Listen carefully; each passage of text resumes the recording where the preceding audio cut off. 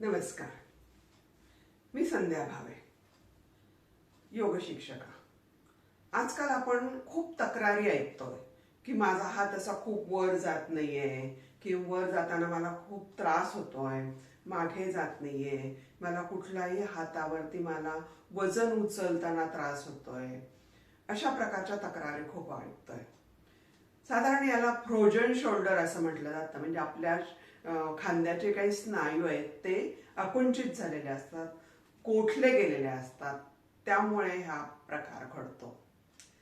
हे का बरं घडतं? त्याचं सगळ्यात महत्वाचं कारण म्हणजे आपण आपल्या खांद्याच्या हालचाली ह्या कमी प्रमाणात केल्या जातात. त्यामुळे हा प्रकार घडत असतो. तर साधारणतः हा जर हालचाली आपण वाढवल्या तर त्या आपल्या ह्या विकारातून हळूहळू आपल्याला मुक्ती मिळणार आहे.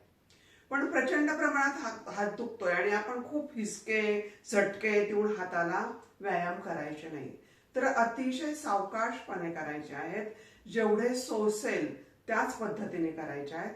सोसेल आणि त्यापेक्षा थोडंसं जास्त, म्हणजे हळूहळू इथले स्नायू मोकळे होतील आणि आपण या व्याधीतून बरे होऊ शकतो. तर पाहायचंय का आपण पहिल्यापासून कुठले कुठले व्यायाम करता येतील. अगदी साधे आहेत, सोपे आहेत, सहज करण्यासारखे आहेत. तर करूया. पहिला व्यायाम करताना आपण आपला जो एक हात खांद्यावर ठेवायचा आहे, थोडंसं खुलं खाली झुकायचंय आणि आपल्या हाताची अशी अशी हालचाल करायची. 10 वेळा करायची. 3 4 5 6 7 8 9 10. जेवढी झेपेल तेवढीच करायची. जर इतका जात असेल हात तर इतकाच जायचा, त्याला इतका वर नेण्याचा प्रयत्न करायचा नाही. जेवढं शक्य आहे तेवढं, जसं हात हलेल तेवढाच करायचा. नंतर काय करायचं, असा गोल फिरवायचा. 1 2 3 4 5 6 7 8 9 10. विरुद्ध बाजूने करायचा. 1 2 3 4 5 6 7 8 9 10. दुसरा हात. तुम्ही म्हणाल माझा हा दुसरा दुखत नाहीये, पण तरी करायचा आहे, तो भविष्यात दुखू नये म्हणून. 1 2 3 4 5 6 7 8 9 10. परत बोल. 1 2 3 4 5 6 7 8 9 10. आता काय करायचं, दोन्ही हात आपल्या छातीशी धरायचे आणि 1 2 3 4 5 6 7 8 9 10.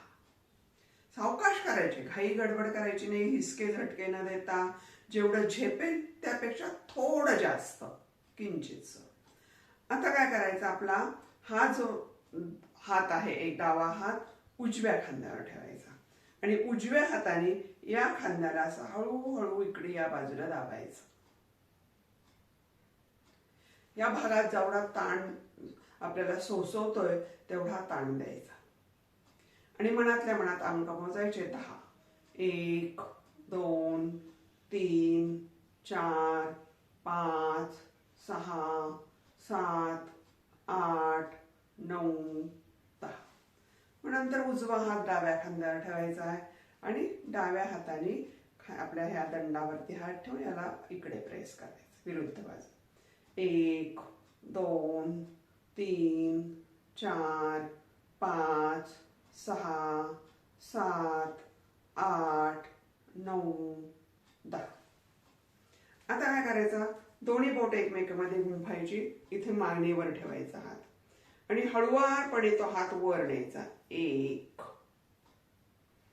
2 3 4 5 6 7 8 9 आणि 10. आता अजून पुढचा व्यायाम काय करणार आहोत आपण.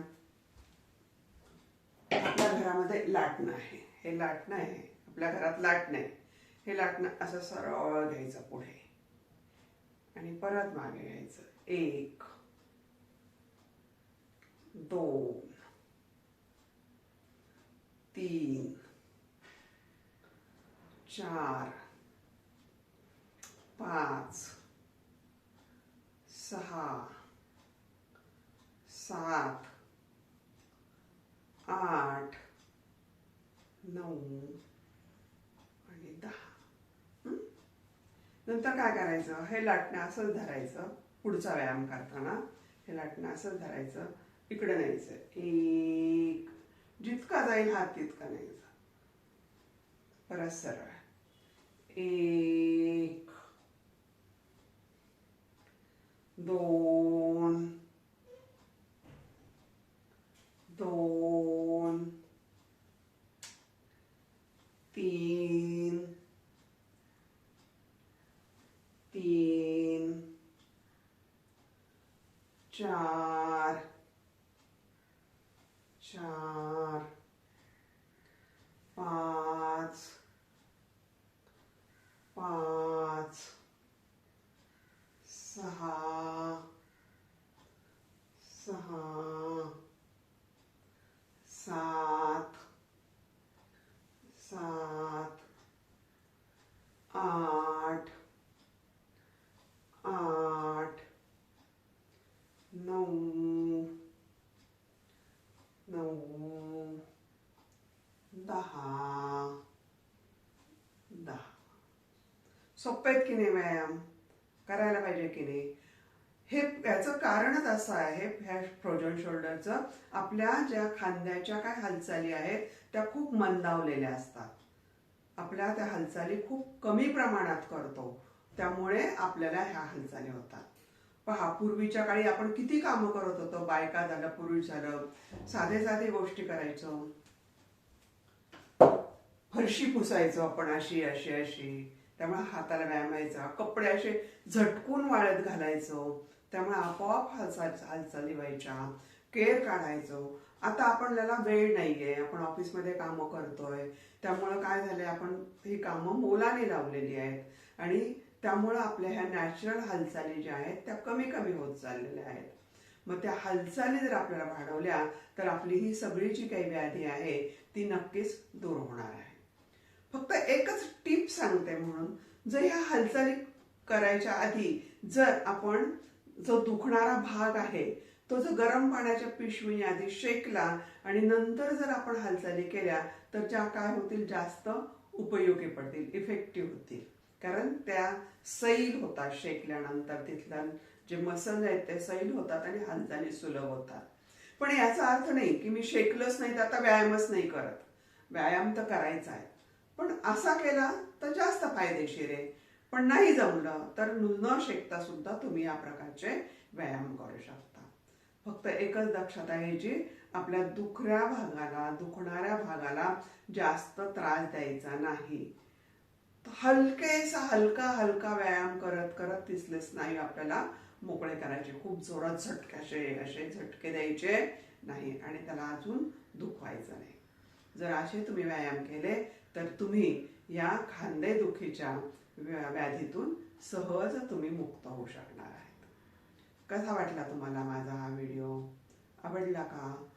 पण हा व्हिडिओ तुम्ही हे व्यायाम जरूर करा आणि केल्यानंतर त्याचे काय फायदे आहेत ते मला नक्की सांगा. आपल्या कमेंट्स बॉक्समध्ये तुमच्या कमेंट्स नक्की द्या. त्याचप्रमाणे माझा व्हिडिओ आवडला असेल तर तुम्ही इतरांनाही सांगा, त्यांना शेअर करा आणि अजूनही माझ्या जर चॅनलला तुम्ही सबस्क्राईब केलं नसेल तर नक्की करा. माझे चैतन्य योग नावाचे ऑनलाईन क्लासेस आहेत. जर तुम्हाला माझं शिकवणं आवडत असेल तर तुम्ही माझा क्लास सुद्धा जॉईन करू शकता. त्यासाठी माझा नंबर हा खाली दिलेला आहे, त्यावर तुम्ही मला कॉन्टॅक्ट करू शकता. धन्यवाद.